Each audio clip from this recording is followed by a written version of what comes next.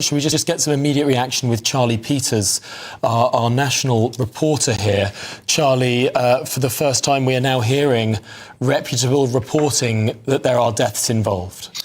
Yes, Tom, one member of the public has died, a second fighting for their life, according to Manchester Evening News. And they're also confirming and reporting what Andy Burnham had said earlier, and that is that the suspect is dead. Now, previously, we had been told that 4 people were injured in this incident.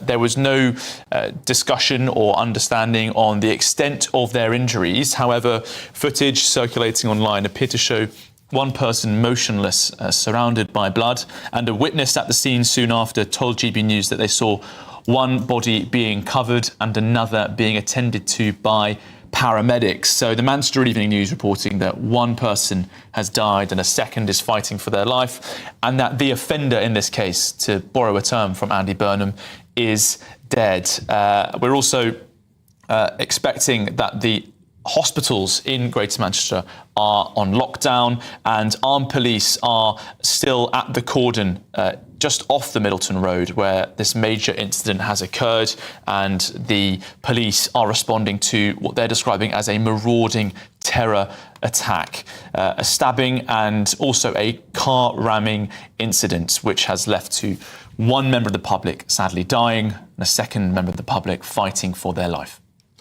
Charlie, thank you for that very latest news there. Now, we are going to play you some footage from the scene. We have to put this warning in front of it. It's very distressing footage. Some viewers may be distressed by what's to come. We are only going to show it once, so yeah, apologies if you're going to be upset, but we think it's important to show you. Let's have a look. They've killed him. No, they've killed him.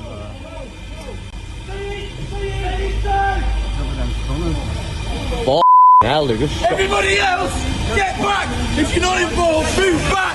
Get away! Somebody stay with casualties! Everybody else, he has a bomb! Go away! He's got a bomb on him! He's got a bomb! Mate, he's got a bomb! Man, he's got a bomb on his jacket, mate! He's trying to go in his... Now! He's got bombs on him!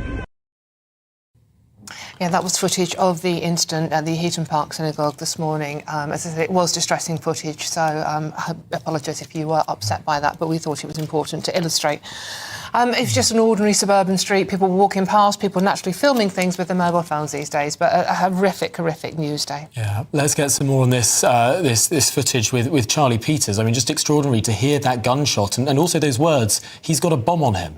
And that's the key line, isn't it, Tom? And it's not being confirmed if the device that was on the man was authentic, if it was operational, or if it was there just for show. But a source at the scene soon after reported seeing a device with wires on them, and it would be standard operating practice for firearms officers to take that shot even if there was no direct threat to life from previous actions such as stabbing or car ramming, because there would have been a risk that the offender, in this case this suspect, could have activated that device and caused even further damage. So that would have been the police action taking place there. We have, of course, seen this in previous incidents where there have been marauding terrorist attacks in London in 2017 at the Fishmongers Hall attack. In that case, firearms officers from City of London Police and the Met did fire rounds at that suspect because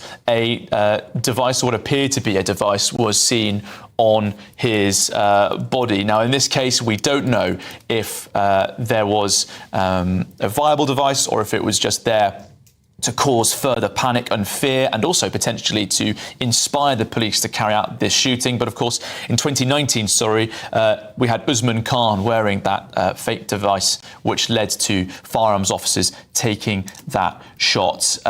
We're just hearing now from some breaking news here from Greater Manchester Police. They can now confirm that 2 people have died following the major incident outside the Heaton Park Hebrew Congregation Synagogue.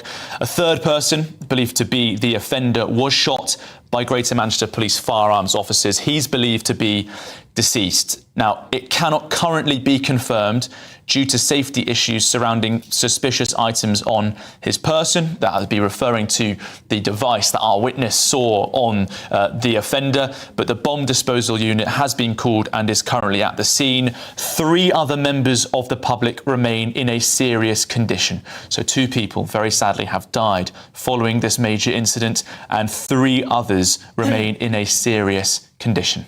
Thank you very much, Charlie. OK, let's go straight to GB News North West of England reporter Sophie Rooper, who is live on the scene for us.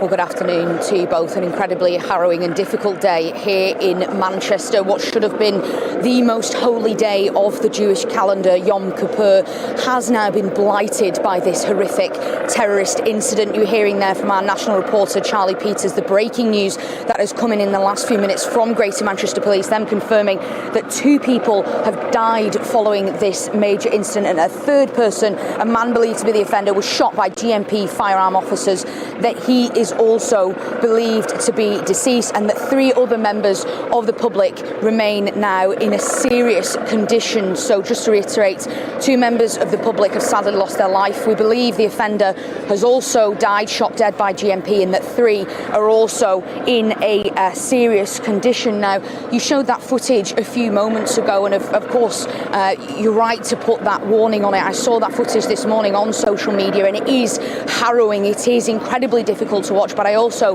think it's right that we show it to give people a sense of what happened here today. You can't see behind the camera, but there are dozens of people gathered here, both press and members of the local community, who have come out.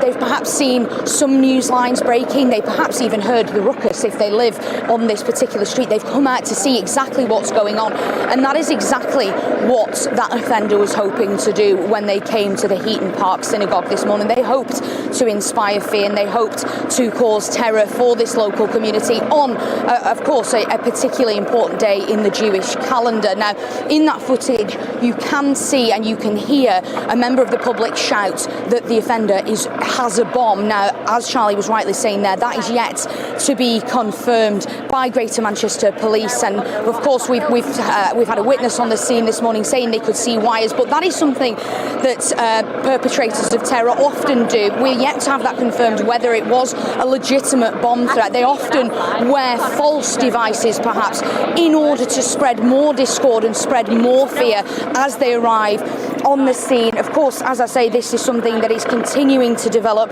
I'm hearing from my team in the newsroom that a casualty bureau has been opened at midday, and anyone who needs any support, anyone who needs any information, can contact them via a phone number or online. So that's a casualty bureau now being opened in order to support members of the local community, those perhaps who've been impacted in this attack.